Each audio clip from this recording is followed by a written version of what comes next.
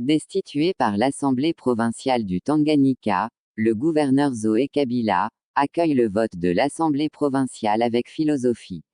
Des jeunes Tanganyikais ont attaqué les résidences des députés provinciaux étiquetés membres de l'Union sacrée de la nation qui ont voté pour la déchéance du gouverneur Zoé Kabila et de son équipe. Le très populaire gouverneur Zoé Kabila demande à la population de rester calme. Après les appels de nombreux dignitaires à la population de se prendre en charge pour dénoncer ce qui est visiblement considéré comme une violation de la Constitution. Contrarié par les violences observées dans la province, Zoé Kabila a appelé la population au calme, par le biais du porte-parole du gouvernement provincial du Tanganyika, Dieudonné Kamona. Le gouverneur Zoé Kabila attend également que la justice congolaise se prononce sur le droit dans l'affaire de sa destitution de jeudi lors d'une plénière qui n'a réuni que 13 élus locaux membres de l'Union sacrée de la nation.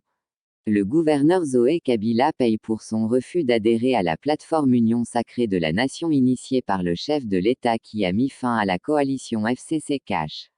L'arbitrage de la Cour constitutionnelle est attendu avec impatience. Retenu à Kinshasa par sa hiérarchie, le ministère de l'Intérieur. En son absence du Tanganyika, aucun membre de son gouvernement n'a voulu participer à la plénière pour répondre aux accusations contenues dans la motion de défiance. Notant qu'il n'y avait que les 13 députés auteurs de ladite motion qui dénoncent une mauvaise gestion, des détournements des fonds et le manque de leadership. Cette motion a été déposée mardi pour un débat programmé ce jeudi.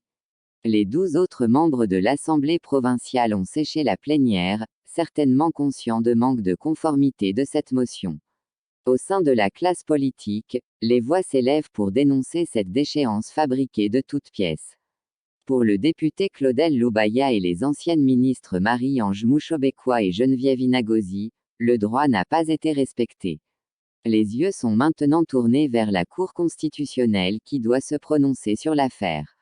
En attendant la décision de la justice sur la procédure entachée d'irrégularité, l'opinion publique exprime déjà les craintes sur l'état de droit et beaucoup pensent que cette destitution s'est faite en violation des droits fondamentaux, sans réponse aux questions, ni moyen de défense aux accusations.